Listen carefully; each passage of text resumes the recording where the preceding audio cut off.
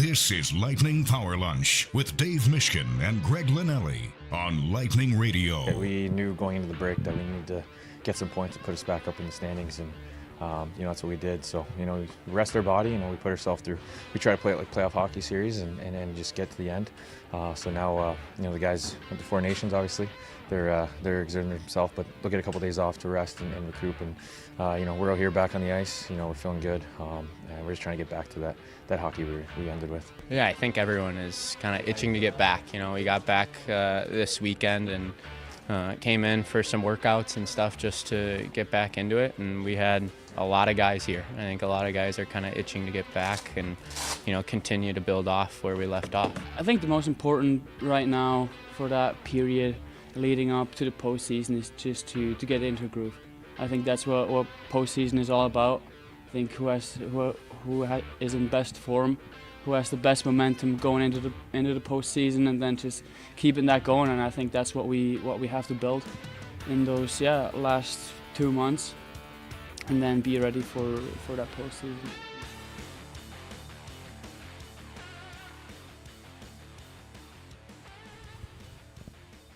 What do you make of it? Can you hear me? Yeah, Steve didn't want to hear you. He had your mic muted. What did he do? Well, He had me I can muted. see. I have the readout on my computer. Come that on. When we're playing the intro, Steve mutes our mic, and then I was came out of the singing intro. "Oh Canada." I want to hear that. Maybe Steve did hear it, and he's like, "I need He to keep said, this "Oh, thing man." muted." I was like, "Wait a minute here. We're having some technical difficulties right out of the gate." Yeah. But did you watch? Nick Paul, Mitchell Chafee, J.J. Moser. That is true. In that order. It's pretty That is easy true. for us because Yeah. we see the video for our audio listeners in case they did not do. see the video. We do see them. I wonder we how will many- get into lightning. We will get into lightning. So, how many fans watched the game last night? Is that number higher or lower than how many fans found us on our new YouTube channel? Ooh, I like that. I think the number that watched is probably a little bit higher. We you think are more on our people- new YouTube channel at Bolts Radio on YouTube. Do you think more people watched our show than the game last night? Because that would be pretty incredible. Yeah. Record numbers watching these. Did you get the These numbers? I didn't. I saw For the final just game? the previous game. Yeah. Was pretty high, obviously, and They could not have scripted a better tournament. I mean, the games were close for the most part. yep. You had this fierce rivalry game in the round robin between Canada and the United States, and then those two teams. I mean, it was not a foregone conclusion that they would meet in the one championship game, That is correct. but they did, and it was as close as can be. I did watch some of the game last night. I confess, I was like, when it got to be end of third period, I'm like, I don't know that I have the ability to stay up, and if I stay up for the beginning of overtime, I'm not going to be able to put the game off. And I don't know if it's going to be like one overtime, two overtimes, because they were not Right. doing 3-on-3. It was 5-on-5 like playoffs Correct. until we have a winner. So I did turn it off. I went to bed, and then I saw the result the next morning. But I mean, Yep. it felt like a playoff game. It was Like, intense. but not only the intensity, it was like both teams were buttoned up defensively. Nobody. Yep. It was a priority on defense. That's what it was, to the point that like the intermission crew with Steve Levy, PK Subban, and Mark Messier were talking about Jacob Slavin, because Jacob Slavin had an outstanding defensive tournament and he had an outstanding defensive game, but it wasn't like he was scoring goals. It What'd was they call just him? like An eraser. yeah, I mean, look, you know. he bailed out his team time and time again, but it wasn't only him. But the fact that they were talking about him tells you everything you need to know about how this game went, that it was a priority on something Coop talks about a lot. Like, let's worry about our net first. And I thought both teams did that. And as so often is the case, it was a mistake on the winning goal, which I didn't see live. Obviously, I watched it the next day, but the U.S. leaves Connor McDavid open in the most dangerous area of the ice. And, How does that Austin happen? Matthews is like Austin. Hockey is a game of mistakes. That's how it happens. Like, I wanted the to game know who moves Chief so was. quickly. But it's not like that we were seeing that all night. No, Like, this no. it was kind of an isolated mistake. But, did he finish that shot, though? I mean, like, very little chance for Hellebuck on that. It's into the top of the net.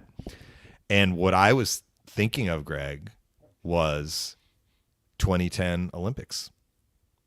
gold medal game, USA Canada, goes to overtime. Who scores the winner? Sidney Crosby. And here we are all these years later. And I will point out, just to point it out, this is not the Olympics, even though they got medals, right? I'm glad it's not the out. Olympics Yes, because we yes. didn't have other countries beyond the 4. That's right. But it was still best on best. It was still the best of the best. It wasn't amateur, hockey, World Juniors, Olympics before the NHL players came in. For sure. This is like the 2010 games where you had the best on best trying as hard as they could, treating it like a playoff game, and USA and Canada. And it goes to overtime, and the next goal wins it. And who scores the goal? Arguably, in 2010, the very best player in the NHL was Sidney Crosby. Right. I mean, at least he was one of the best, right? Yeah. And he wins it for Canada. And in 2025, we have one of the best, if not the best, players in the game winning for Canada. Connor McDavid. I like the kind of full circle aspect of that. That's what I was thinking of when I saw the final score and who scored the goal, right? Yeah. Almost the passing of the torch, because that was Connor McDavid's.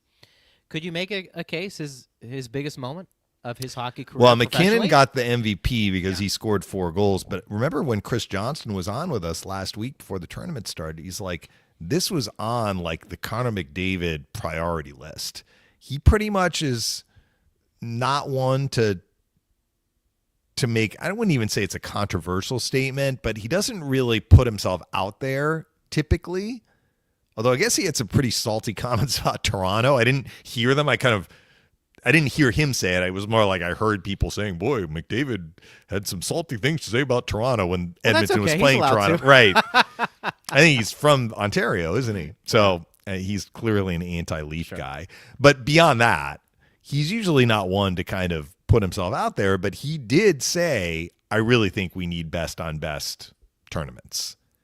And other than the World Cup of Hockey in 2016, when he was wrapping up his rookie year, beginning of his second year, we haven't really seen that where he's been able to participate. I mean, maybe he's played in some world championships when Edmonton, has missed the playoffs or maybe gone out in the first round. But I mean, in recent years, Edmonton has not gone out in the first round. So he hasn't had the opportunity to do that. And the world championships aren't the same. It's not best on best. It's not. So he was looking forward to this tournament, and for him to score the deciding goal, I mean, I'm sure that meant a lot to him. Well, and watch where he goes from here. Like the last third of the season, the Lightning have the Oilers on Tuesday. Yeah. But let's see what this does for McDavid. And I think that's scoring a goal like that. I think that's the right question, because what I was going to say to you, because McDavid's had some really good playoff performances. They haven't. He won the Conn Smythe last year on the losing team. But I think a moment like this, when you actually win, even if it's a tournament that was kind of, let's call it what it is, manufactured to a degree, he scored the signature goal. I mean, that's kind of what you were saying along the lines of Sidney Crosby. Again, not on the same What do level as the people Olympics. remember about the 2010 Olympics? If they remember that Olympic hockey tournament. If they remember that tournament, they remember it was Canada and U.S. Yeah. They remember Sidney Crosby scored in overtime to win the gold for Canada. Yep. That's what people are going to remember. They're going to remember other stuff, particularly as it's recent memory now, the high level of intensity, how evenly matched the teams were, which they were, the Canada-USA back and forth, the fights at the beginning of the first game. But the lasting impression, I think, will be McDavid's goal. And I think this is where I was going with it. Do you feel like that was maybe his biggest moment in, let's call it, professional hockey? Now, you can talk about some of the goals he scored in the playoffs. Probably for a guy like McDavid, once you get beyond the individual awards, which I don't want to say that was a foregone conclusion when the guy entered the league, but you probably thought he was going to win some MVPs. It's probably for him now, when you want to start being ranked among the greatest of all time, is to win prominent games or prominent tournaments. Hasn't done that yet at the NHL level. Doesn't mean he won't. But for him, this was almost the biggest moment on a national stage that he's had, that he's experienced, and he delivered with a goal. And so I think, for me personally, when you think of Connor McDavid, because I just assume this guy is going to tear through, not the record books and be the greatest scorer of all time, he's going to be in this conversation of, like Sidney Crosby, top 10 probably when it's all said and done when it comes to points. Well, I don't know where he's going to land on goals and assists, but he's going to be somewhere in this conversation. He is a Hall of Famer. He is one of the greats. He will go down as one of the greats. But when you start to be hyper-focused on comparing one great to another, oftentimes, what is the difference? Where do you go to check those boxes? Okay, let's see, MVP, scoring titles. Did he win? Mm-hmm. Now, he's still going to have to answer for the Stanley Cup. Got a lot of time to do that. But on these international stages, or best on best that aren't the NHL, per se, during the season, I think that matters. That gives you a little bit of juice. That starts to shape the narrative of being a winner. They talked about this in '87 with Gretzky and Lemieux, kind of the passing of the torch. When Lemieux had the iconic goal against the Russians, and it was Gretzky who fed him the pass, and they felt like that's when Mario started to realize how to win, how important it was to win. And then, of course, he won a couple of cups, and the rest was history. Maybe for McDavid, this is that leapfrog to becoming not a great player. He is a winner. And maybe for him, last night was almost as important individually as it was team-wise, country-wise, for Canada to win that against the Americans. So I think something, I agree with you, kind of keep your eye on McDavid and his trajectory from here on out. Does it change anything? Might not happen this year, but I mean, even before this moment, like throughout his career, he has been an incredible point producer. So, I mean, when I say what is this going to do for him, like it's hard to imagine him producing more points than he already has through much of his career. But will he just start like single-handedly dominating games even more than he typically does? I don't know. I mean, we're not going to see the Oilers down the stretch after this game on Tuesday unless you're going to watch them on TV. But, I mean, people who follow the Edmonton Oilers are probably feeling pretty good about the situation right now because Canada won. If they're following the Oilers, I'm guessing they're Canadian. Yeah. And their guy scored the signature goal. Right. No, good for him. Good for Canada. You know, it was really good for the tournament. I mean, I don't know what our expectations were going in, but I think that I thought the players would compete hard, as did you, and they were looking forward to it. Yeah. But it reached a level, the quality of the play reached a level, and the interest reached a level that I'm not sure I was expecting. You know, so good for them. We probably should have figured that the players were going to take this extremely seriously, and the coaches. I think everybody associated with these games. Tune up for the Olympics too, which you know they're going to take seriously. 100%. So I think we probably should have realized, and I think we did, that this was going to be pretty intense. Maybe we didn't know to the degree of how physical it was going to be, you know, in the stage fighting at the beginning, a couple of games. And to that end, I mean, without knowing for certain, I mean, the players are going to be returning to Tampa here, the ones that were involved in the game last night. It looks like the Lightning got through it, knock on wood. Yeah. Healthy. Sure, that's a big deal. I guess to put a bow on this, and we can ask our audience as well, I don't know if this does anything to enhance the game outside of it was fun to watch. Mm-hmm. I think that's a fair point.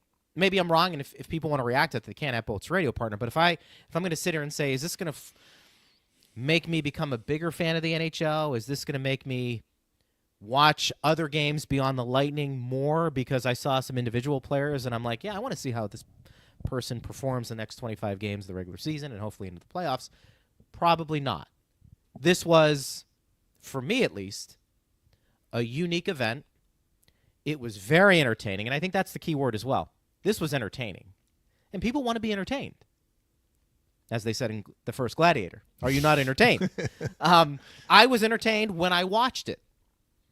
But I also, in the back of my mind, felt like it's not going to really move the needle for me, and maybe I'm not the person to ask that question, is this going to move the needle? Because I'm invested in hockey regardless. But I also knew as well, this is what it is. I mean, the Russians weren't competing. Other countries weren't competing. It was fun TV to watch, but I'm going to leave it at that.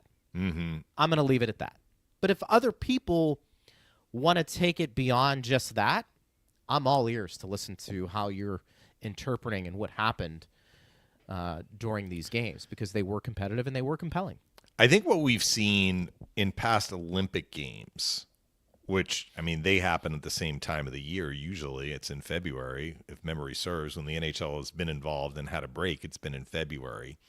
People who don't really follow the NHL or follow hockey tune in because there's national pride at stake, and they're interested in this particular tournament. And then when the tournament ends and that Olympic, 2-week period would end, they would not then start watching hockey necessarily. Probably the closest it came, and this is way before the NHLers got involved, was when the Americans won in 1980. And so many of those players became household names. And it's like, oh, Ken Morrow is now playing for the Islanders, right? So it's like there may have been a little bit of crossover there. Yeah. But that's typically what has happened. And I think it's not just hockey. Like, do a lot of people watch swimming when it's not in the Olympics? But swimming is, for Summer Olympics, swimming is one of the like marquee events, because the network that's covering the Olympics tends to put swimming in prime time. Same with gymnastics. I mean, most people can probably name, particularly on the female side, because the U.S. women's gymnastics team has done very well over a number of years in the Olympics. Most people can probably name some of the Olympic gold medalists that have been gymnasts for Team USA on the women's side. But are they watching like the national championship for gymnastics whenever it happens, among the colleges? I don't think so. So hockey is kind of fallen into that category where it's like a sport that people watch during the Olympics, but don't necessarily. I mean, some people who watch hockey, the people who watch hockey when it's not in the Olympics, watch it during the Olympics.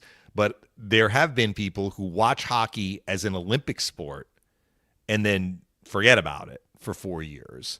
And I am curious to see if there's any difference in this instance. Usually, and this is probably a good question to ask, because while you and I are obviously fans of hockey, I think you bring up a good point about the Olympics and some of the other national pride, like you're rooting for a country. Sports. I mean, in gymnastics and swimming, it's individual, or I guess you could be rooting for a college, right? NHL is different. You're rooting for a team. And if you don't have a vested interest in seeing that team do well, maybe you're just like, all right, well, I really want the U.S. team to win. I don't really care if the Carolina Hurricanes win. That might be true for somebody who's not really following the NHL. I guess the question I would have would be Olympic sports that are, how can I describe it? Let's say volleyball. And let's say you watch 2-on-2 volleyball, right, in the summer. Does that make you, after watching it during that period of time, best on best? Because volleyball is something that is broadcasted also on TV beyond the Olympics, of course. Does that make you become a volleyball fan?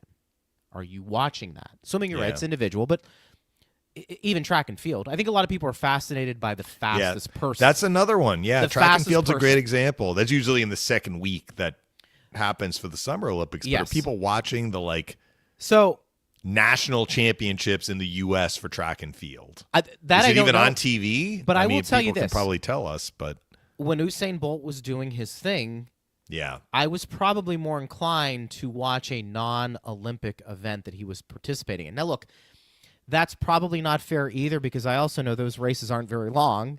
Yeah. And you probably are just watching the highlights and you can see the whole race. But there's something to be fascinated about the fastest man alive. Mm-hmm. And you have interest in it. That doesn't mean I'm interested in track and field, because the other part of that is that sport has really been tainted over the years with guys who have been pumping themselves with performance-enhancing drugs. I mean, it's a laundry list. And so the cyclists as well.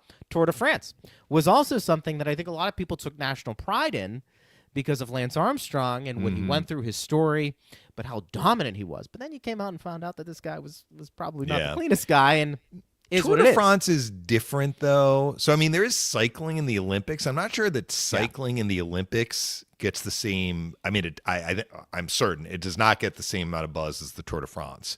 In the U.S., the Tour de France was a big deal when Lance Armstrong was winning them because people were following him. That is correct. Less so now, but I tell you what, because I have been, it's not like I go to Europe all the time, but I've been to Europe a few times, and usually it's during the off season, right? Yeah. When I've been in Europe, it's been during the off season, and it has coincided with the Tour de France taking place. That is a big, big deal in Europe.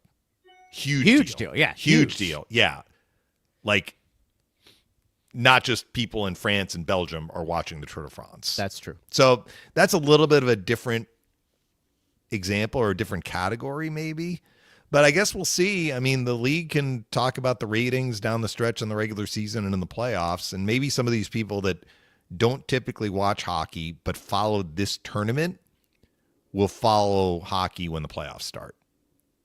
Like, oh, I saw this McDavid and Edmonton is playing in a playoff series. I'm going to tune in. I think that's the hope, and I don't think it's realistic for somebody to be like, I'm going to become a huge fan and watch every game during the regular season. I think where hockey excels, it's these tournaments and it's the playoffs. Yeah. It's the play. Can you get, maybe that's it. Can you get more people to funnel them into the playoffs? Because honestly, I think that's when the sport is at its best. Mm-hmm. I really do. I mean, not to take anything away from the regular season. Okay, yes, I will. It's too long. And for a team like the Lightning, who have high expectations, who you feel pretty comfortable that they're going to be one of the top 8 teams in the East, you know and I know one of the things we've always messaged on this show is get in. Yeah. Get into the tournament. And I understand that there are some things you want to happen before you get into the tournament. You want to be healthy and you want to be playing well. You know, honestly, those two things don't always happen and don't have to occur for you to have a deep playoff run either. Mm-hmm. And I think the Lightning are in a position where you and I have to talk about it every day, and we look at the pros and the cons, and we're looking at this team and saying, look, it's a really good team. The East is wide open. Julien Brisebois still can make a trade. But let's evaluate this team really when we start to find out who's going to be their first opponent in the playoffs, assuming, again, they get there, which we feel like they do. And when they do, I want the average fan to take notice, because I think it's a hard investment to get involved during an 82-game regular season because it is just so long. Mm-hmm. And you don't see, there's not another sport that has different intensity and really different games than the NHL when it comes to the regular season and the postseason. I mean, it's just a different animal. And you bring up a really good point that we haven't really addressed, so I'll address it now. I mean, I guess we had this in the Olympics, but I'm very curious because I feel there was more of a gap between the end of the Olympics and the start of the resumption of the regular season when we had the Olympics involving NHL players. And we haven't had that since 2014, so it's been over a decade. So we're going to have this dynamic, Greg, where you have the players that participated in this tournament, especially the players that played in this final game, who have been playing at a super high intensity level. And they're going to be rejoining their teams, and the rest of their teammates have had 2 weeks off. And probably they're going to need some oomph to get the intensity up. We want the Lightning to hit the ground running here. 27 games left. I believe it is going to be a sprint to the finish, and it is tight. So while you're saying, like, we believe the Lightning will get into the playoffs, like, I think all things being equal, they have a very good chance of getting into the playoffs, but it is far from guaranteed. If they go into a slump and they were able to erase some of the tough times prior to the last 6 by going 5-0-1 in their last 6 and winning 4 straight within the division heading into the break, that helped. But things can turn in the other direction very quickly.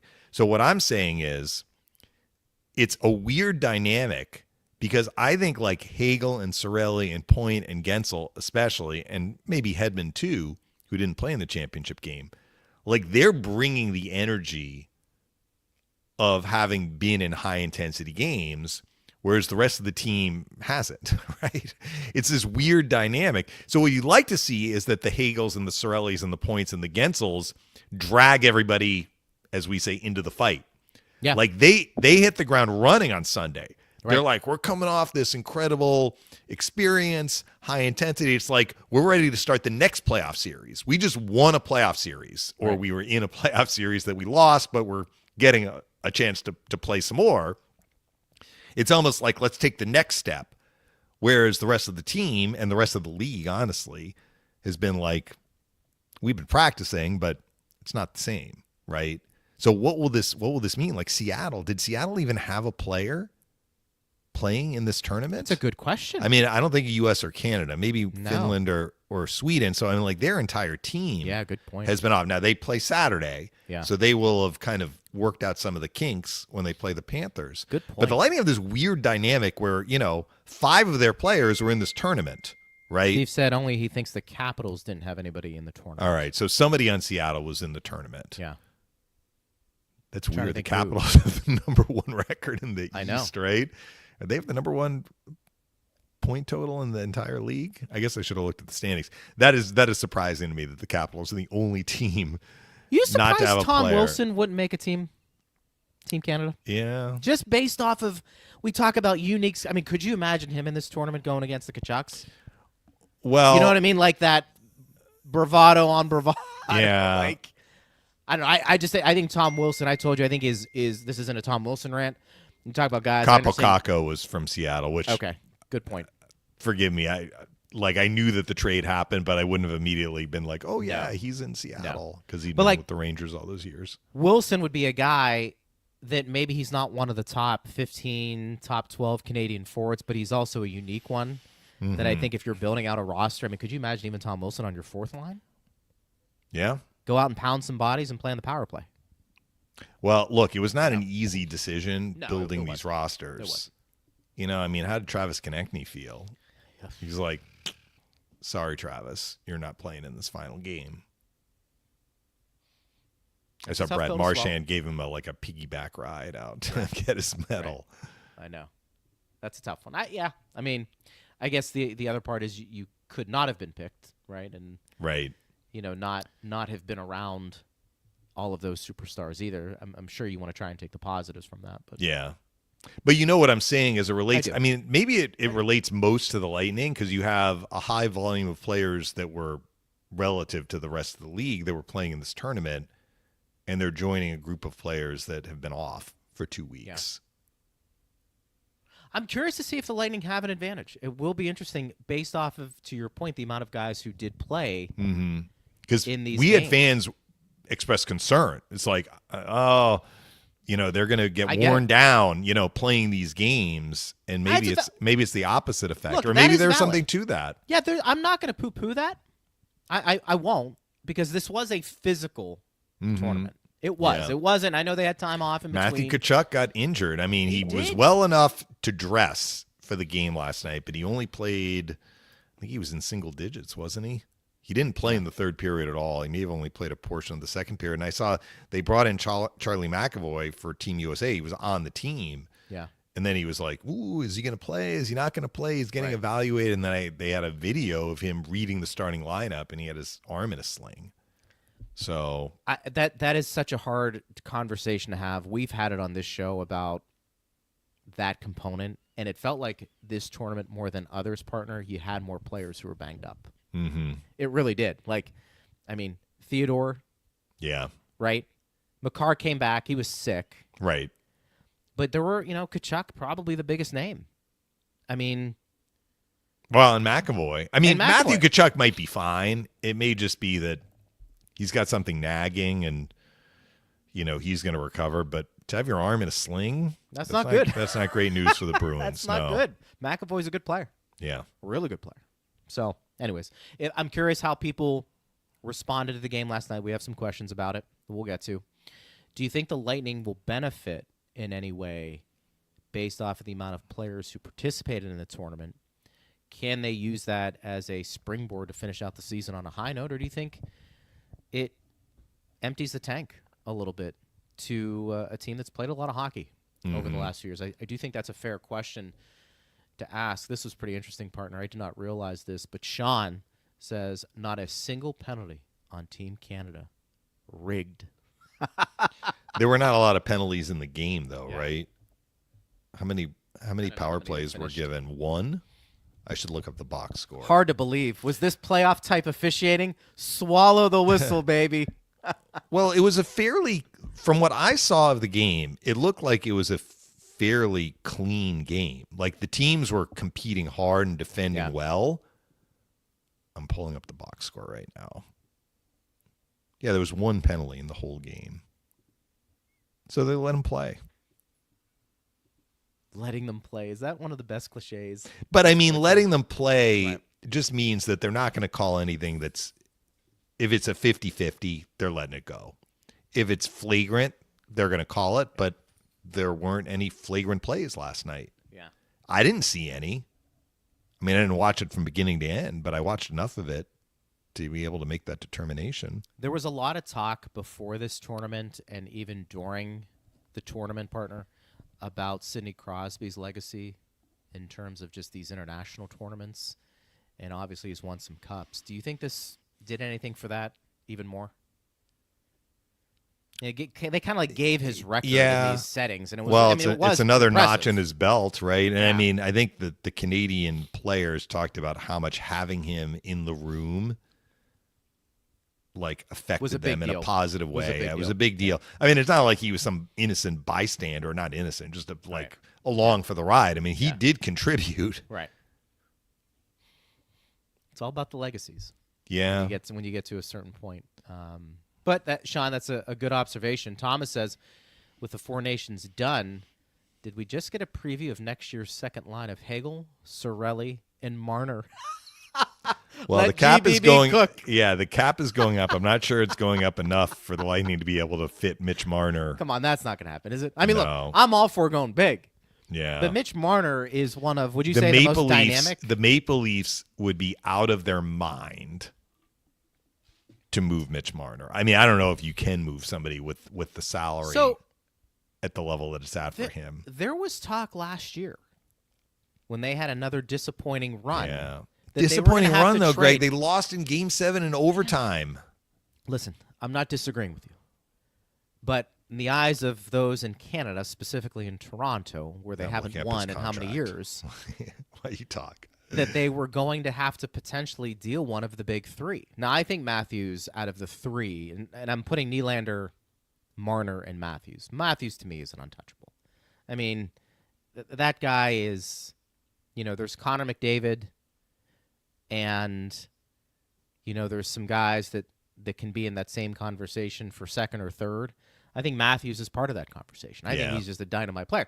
Marner is too. I mean, Marner is up after this year, which I didn't realize. Yeah. Again, I don't spend a lot of time looking at so maybe that's why contract. Thomas mentioned that. Yeah, but I mean, he makes 10.9 right now. So if somebody is suggesting the Lightning would add this guy at the deadline, and Thomas wasn't, he was saying next year. But Mitch Marner is going to get a raise off of his current salary. Or the does he cap is take going less? up $7.5 million. Or does he take less? Well, though, that would be to his come choice. Here? Yeah, but the come here. market will yield a higher number than that because the cap's going up. Do you know how many people? He's one of the best players in the NHL. I agree. I mean, I agree. he made a pass in the third period.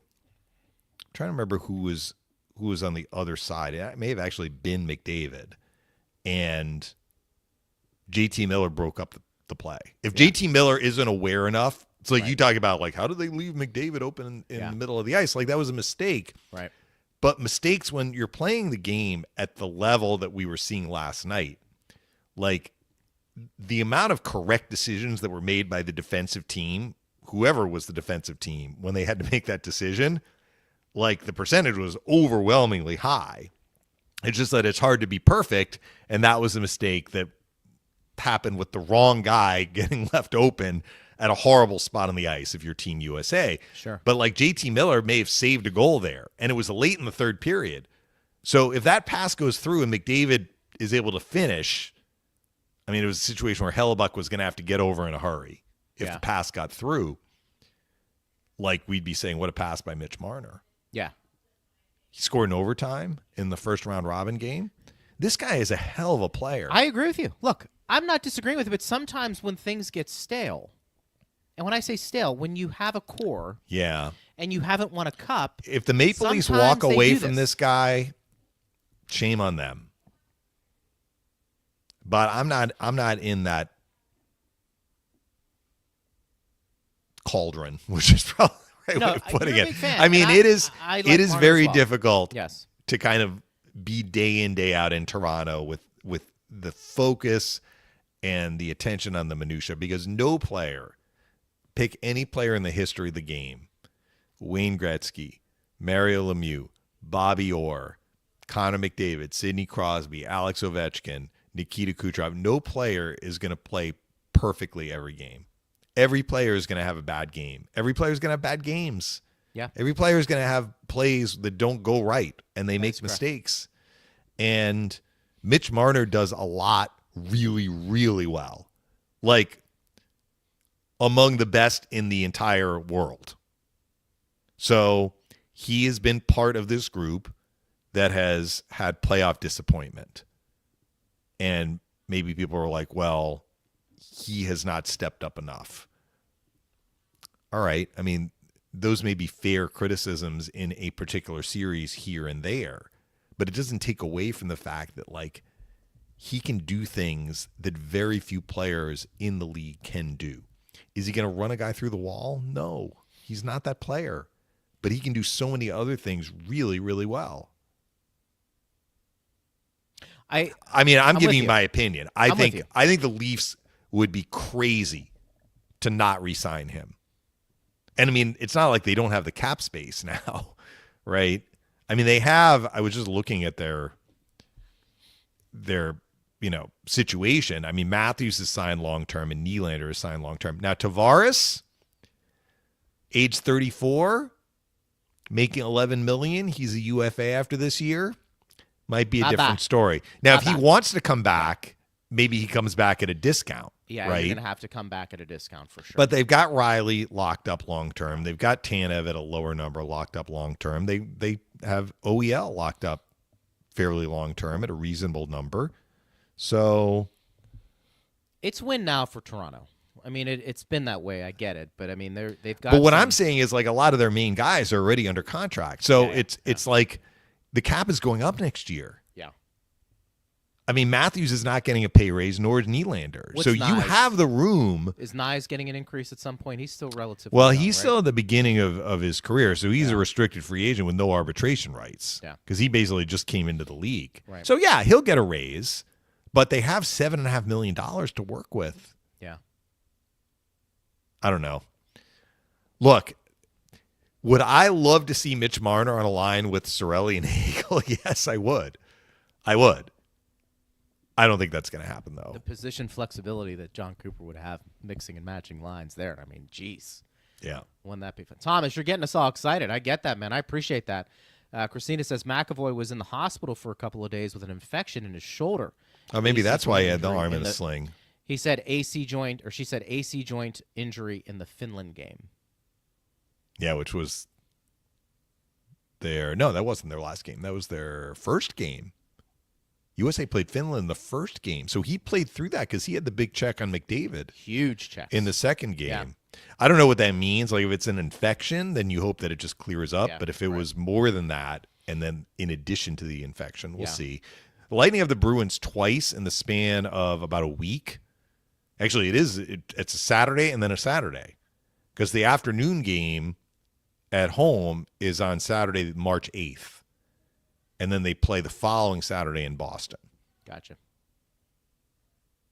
Lightning, you remember we were saying the Lightning have only played X number of divisional games. Like, they've rolled through a lot of their divisional games now. Yeah. I forget what the number is. It may be single digits left within the division. So it's more of a mix down the stretch. Still They do valuable. not have a lot left against the West, especially after Thank this goodness. week, because they play 3 games at home against the West. And then they have a 3-game trip in March, the Dallas, Utah, and Vegas trip. That'll be a tough trip, by the way. Yeah, it will a be a tough tough trip. trip. Some And then good they have teams. Utah at home. Yeah. But I'm not sure if they have anything. I mean, I just gave you, 7 games. So, I mean, they only have 27 left. So 7 in the West, and there may be one that I'm forgetting. But, they've done a lot of their heavy lifting in terms of travel. And that trip, I mean, the afternoon game, they'll manage that. They've had way worse travel this year for sure than that trip.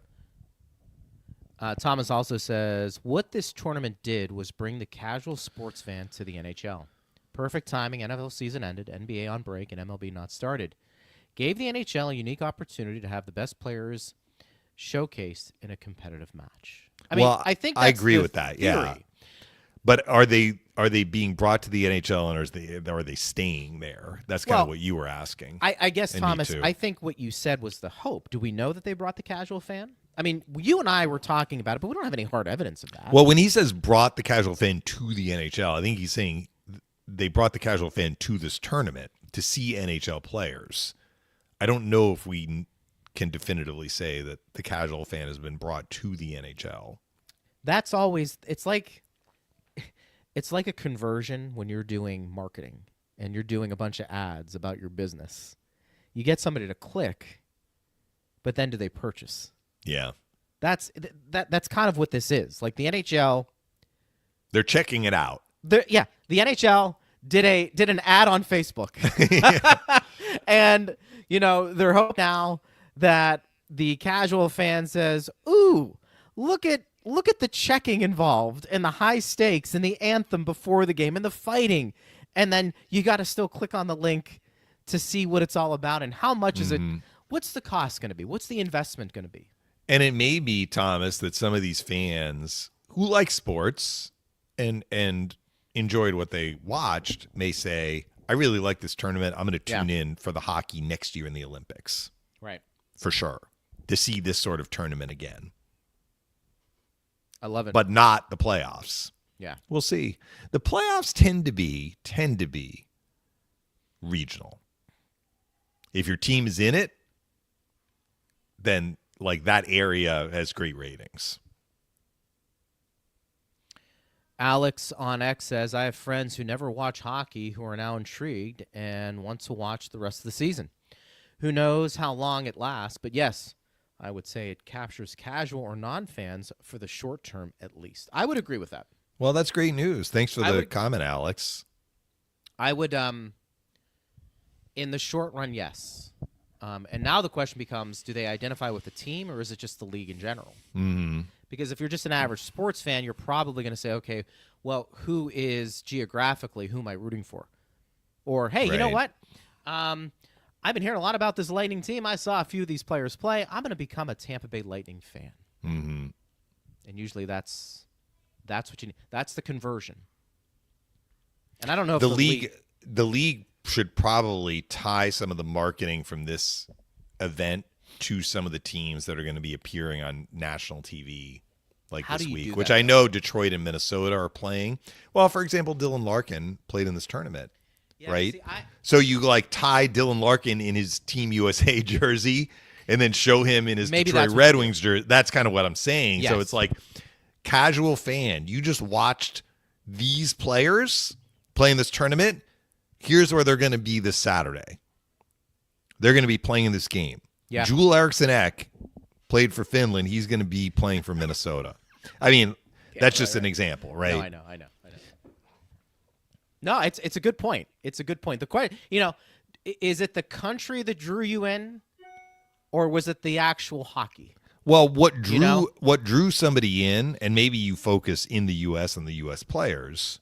Yeah. But you target the U.S. players who are then going to be appearing for their NHL teams in subsequent broadcasts. I like it. Yeah. We got a bunch of comments coming in. Let's go to Huntrell on YouTube. I think I'm pronouncing that correctly. I'm seeing a bunch of praise online for the performance of all the Lightning members involved in the tournament, namely Cooper and Hagel. People finally saw what we've been seeing.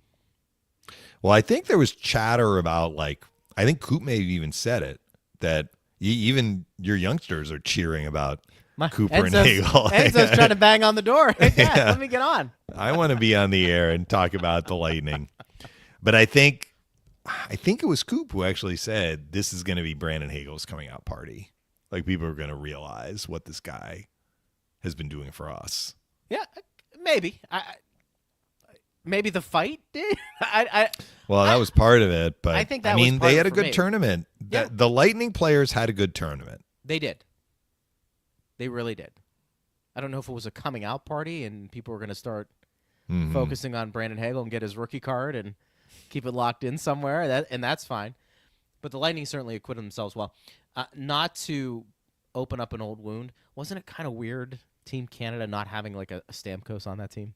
Just because of how good he has been. And I'm not saying that was the wrong decision.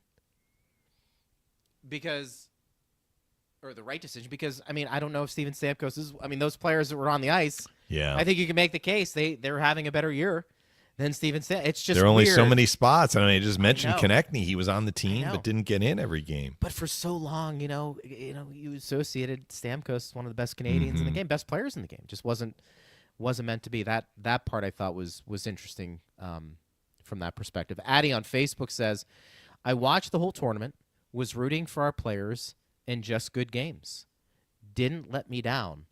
I'm ready for Bolts hockey now. And it's fair. Yeah. I mean, we're getting just like smattering opinions here and there. It's not like we did like a full poll of like No, we did. We Lightning had Jared on the fans, streets. Lightning fans in the greater Tampa Bay region. But it seems like at least the people who are responding to us, like we were wondering, did they watch the tournament? And it seems like the answer is yes. Jay on Facebook says, Four Nations was a lot of fun. Ready to get back to Amalie Arena Sunday night. Yeah. I think a lot of people were there. I think for Lightning fans, because you've experienced so much in the terms of winning the Stanley Cup, I think Lightning this is players a nice, were on 3 of the 4 teams too, so every true. game had a Lightning That's a good player point. in it. That's a They good have point. Incentivized Lightning fans to tune in. I think Lightning fans also say, okay, yeah, this was fun to watch. It was cool to see some of these players. It's cool to see our team be represented as much as they were.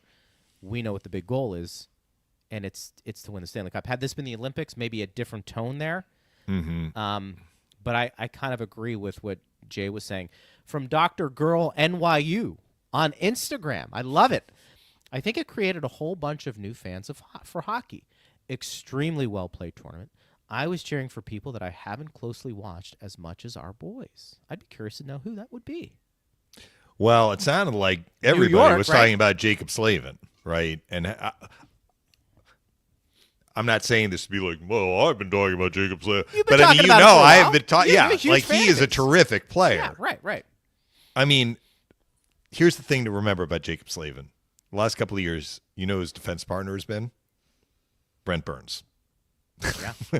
Like, there's some questions sometimes, like, is Brent Burns a forward or is he a defenseman? Because he came up as a forward. I mean, like, he likes offense. Yeah. And if you're going to be that guy's partner, you're going to give that responsibility to somebody who is really, really solid in all areas of the game. And that's who Jacob Slavin is. It is funny because, like, we can talk about the playoffs, and does somebody emerge from the playoffs? Does somebody emerge from these tournaments that gives them a bigger stage personally moving forward because they perform well? And maybe, you're right. Slavin, it felt like yesterday there was really a push Yeah. to say, look, this guy has been doing it, and he's been doing it for a while. Well, I heard Mark Messier during the intermission. I listened to a little bit of the intermission after the third period before overtime, and he was talking about the USA defense, the 6 defensemen, and how good they were, and why this game, one of the reasons the game was 2-2, like, just think of the explosive forwards that Canada was throwing out there, and even explosive defensemen like Cale Makar, right? And, like, why were they not generating more chances? He was crediting the USA D for kind of handling their business, and it was a lot of one and dones. They weren't able to get in on the forecheck. So those D, and I think you've heard on the show us talk about these defensemen, Jacob Slavin, Jake Sanderson, who was a late addition, because remember, Gord Wilson was like, he was affected by not being chosen, and it affected his game, and then he kind of elevated his play, so he was an injury replacement. Adam Fox, Right. Noah Hannafin, Brock Faber, and Zach Werenski. Werenski had a great tournament, offensively, but all around. And, they played very, very well individually. They played very, very well as a team, as a group. And that's how you deal with McKinnon, McDavid, and Point, and, all the guys that Canada could throw out there. Marner. I mean, I mentioned that play that JT Miller made defensively. That was a forward, but Sure. It was a very, very impressive showing from Team USA. They have some very good players, and They really it do. sets up a very intriguing Olympics next year. Like, here's a question, Greg. How many of the players who played in this tournament are going to be playing in the Olympics next year? Like, if you're Canada, you're just like, okay, we're keeping the same team, right? We won this tournament. We played really well. I mean, it's probably not going to be the exact same team, and maybe you can have more players than what was allowed in Let me this ask you tournament. But Do you keep a Ryan McDonough off of Team USA? we talked about that this year, but I it's mean, hard to just- argue with the guys they had, right? It is, but I mean, just to have him on the team. I'm not telling you he's got to play. Yeah. Is there something to be said for somebody who has a lot of experience winning in that environment where Mm-hmm. you're comfortable with what he can do? I don't know. I mean, I think for Canada, it's going to be interesting regarding their goaltending. I do. I think Bennington met rose the to that challenge, occasion. though. He really did. Yeah. he And so did. maybe there's some conversations going there. I mean, we're not even talking about Russia. Let's hope they're in. But I mean, like, what's that roster going to look like? Mhm. I think it's a really good question. Are there some players who were left off, or maybe who we aren't even talking about, that can make a push to be on those teams? And I think that's fair. So something to really keep in mind. We've got more questions trickling in. This is from Tammy on Facebook. I mean, partner, we've gone from X to YouTube. They found us on Facebook, all the Instagram. platforms. This is great. Tammy says it was really difficult to cheer strictly for the USA when Coop was the coach for Canada, and we had Sorelli, Hagel, and Point on that team. Still enjoyed the tournament. Just wish they have started the games at 7 p.m. Well, So I'm wish they on would've board started. with that, Tammy. I like 7 o'clock starts. I was asleep. Whether I'm watching or involved in calling the game. Maybe they wanted more of an audience on the West Coast. It started at 8. That's 5 o'clock on the West Coast. But I tell you what, for Sweden and Finland, that's later for those countries. I guess They had there's their no sweet reasons, spot. I Yeah, guess. I don't know. Is there a sweet spot time-wise? I mean, I guess they look into all that. Stanley data. Cup final game started at 8. They do. That's not too bad. I can tolerate 8 o'clock. Yeah. I can tolerate that. That's not. 6 o'clock this Sunday, though, for Lightning for and us. Kraken. I love the 6 o'clock. It's good for us. There's no question about it. Had a few more questions on X that came through. NHL, but in MS Paint says, as a Canadian Bolts fan, this tournament couldn't have ended in a better way.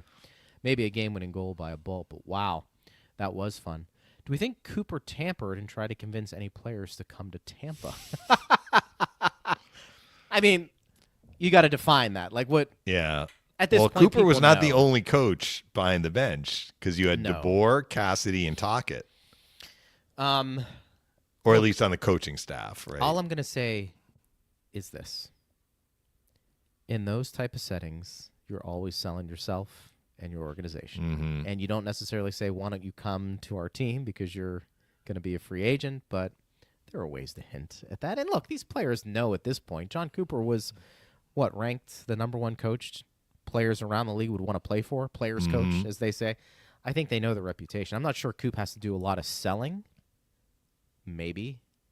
But I think most, if not all of the players respect what he's done as a head coach and the winning that the Lightning as an organization partner have done going back to 2014, 2015. Do you think, and this isn't really a question for you because you don't have a vote, I do, but I'd be curious if for the Jack Adams, which I always say is a regular season award because the votes are cast before one game in the playoffs can start. Like you have to get your votes in before the playoffs begin. So typically we see, like, look, we're going to see Spencer Carberry get a lot of votes this year based on what he's done in Washington. Yeah. And it's hard to argue with that. Hard to argue. But the people were always like, how is it that John Cooper's never won? Blah, blah, blah. You know, it's like, well, in an individual season, there's usually a candidate that you're like, well, this guy has done a lot with his team, and you only get 3 votes. Holding up 3 fingers. But John Cooper did coach Team Canada to a gold medal. Is that what they call it? Like the championship in this tournament that happened during the regular season in the NHL. Does that move the needle for some of the broadcasters? Probably To me, not. it should. It won't. Well, I don't know. I mean, it shows. It's kind of what you were just talking about. He took a group of disparate players from disparate in that they came from a whole bunch of different teams, pulled them together, and they played really, really well as a team. The coach of the year, I hope people understand this. You know my philosophy on this, right? It should be the Stanley Cup champ. 100%. Yeah. It's the And look, first- there's 100%. there's a lot of no logic arguments. to that, but that's not how we have it right now. No, I understand. This is I in want my John Cooper world. to win this award, so I'm The like, fact- well, maybe people will consider the fact that he coached Team And Canada. he's never won to the award. He's never won the award, correct? He's never won the award. The year he should have won it was when the Lightning won 62, and we've talked about this. Barry Trotz got the award that year for helping the Islanders go from last to first in team defense. In many ways, the coaches who win that award, it's often the expectations are often set at the beginning of the year. Yeah. Where you are picked fair. to finish. Mhm. And if you exceed those expectations because some prognosticators got it incorrectly, it's almost like a, my bad, wait a minute, we didn't have Washington as one of the best teams in the league, so obviously you did a really good job because we miscalculated. But a lot of people felt that the Lightning were going to take a step back this year. And this is why I mean, don't we listen talked to about those this in the people. preseason training camp. Like people, oh, the window's closing. Oh, Well, the Lightning, their time is done. And like, but they're better this year. They are that- objectively a better team this year than they were last year. So shouldn't Coop get credit for that? 100%. Steven Stamkos is gone. You took away your captain. A lot of teams could tank if your leadership, if your Hall of Famer moved on. How are you able to keep a locker room together? Mm-hmm. I just think the way we do the regular season, it's typically we are overcoming the deficiencies we had when we gave our prognostications at the beginning of the year and almost have to cover ourselves at the end and say, yeah, we miscalculated that, and because of that, we're going to cover up our tracks, and you, my friend, are going to be the best coach in the league because we had you at the beginning of the year way down at the bottom. And I think more times than not, the national media, very hard for them to understand every single team and the peaks and valleys, which is why I think if you have it set at the end of the year, whoever wins the cup, best coach, that eliminates all of these analysts, media members, whomever that vote. That takes it out of their hands to make a prediction. The prediction is gone because it's set in stone. And I'm comfortable with the person who leads his team through the hardest tournament to win as the best coach in the league. Yeah. I'm okay with that. Take our I think vote it away, should be. Greg. It's fine. Whatever. I don't need to They fill don't out my listen to me. ballot at the end of the regular season. What happened? I thought of you last night because there was a moment in the game. I'm going to have to come back to this. It may have to come back to me next week, but very similar to the officials not picking up a broken stick on the ice. There was something that happened, and I was Yeah. like, boy, that is a pet peeve of mine. Why don't Was they it the do helmet on the ice? Somebody lost a I mean, helmet? that is kind of annoying for me. Yeah. I have to go back and think about it, but I immediately thought of you. There was like something they can tinker with a little bit more. The stick is more of a problem because as it relates to the puck yeah. hitting the stick by accident, but because the stick was left on the ice, it is an impediment. I mean, it could hit the helmet, but I mean the circumference of the helmet is smaller, right? Like it's less likely to hit the helmet. And I don't think also like the helmet's pretty easy to pick up, so I think sometimes the officials do just grab the helmet. It's also But- a dangerous object on the ice. I mean, something's helmet broke. or the the stick. helmet, the stick. Like you're skating Yeah. backwards, and all of a Yep. sudden you don't realize For it. sure. I mean, you go down. I mean, like, why can't it just be a rule? You want the players to go to the bench when they lose a helmet. When there's a broken stick on the ice, somebody pick it up. Yeah. I mean, honestly, and you can still skate up and down the rink. and have your whistle in one hand and you have the stick in the other. Throw it in the bench. Come on. We know that's one of your pet peeves. It is a pet peeve of mine, but it is what it is. But it was a fun tournament, and the real stuff. Boy, we did 3 shows basically talking about mostly the 4 nations, which think is okay. We would have expected that was the case, but there was a lot to talk about. We appreciated everybody that joined in because. But next week, back to Lightning talk, and we will get some guests in. We have Edmonton and Calgary coming in Tuesday and Thursday. We'll be back on our regular schedule for shows. Book signing for me on Sunday. Yep. I did a little video with the dogs that put out on social media promoting. They are not coming to the signing, but they helped me promote it and running around. They'd be a big hit. They would be a big hit. Yeah, That's a lot of – that would be a little too much heavy lifting for me to monitor the dogs and call a game at the same time. Right. That's right. But I will be there with books to sign. Yeah. A fan actually reached out. I was like, do we have to buy the book ahead of time? No. Like, you have one, fine. Bring it. I'll sign it. But I'll have some there for sale. I'll be on the plaza starting at 3:30 as we've established a 6 o'clock game. Love it. So I'll be out there till shortly before warm-ups, let's say. Okay. Because you got to get to warm-ups. You got to see I got to get the books to the car and then get up to the press box in time for warm-ups. We'll make sure your security is with you to get you, escort you. I don't know. That would be nice, but I'm probably a little quicker. Jared. I know all the little back ways. You do. You know everyone. Yeah. That's okay. That's that comes with the territory. You should see some of my colleagues, their eyes light up when I'm like, you don't have to take the freight elevator to the press box. They're like, what? How do I get?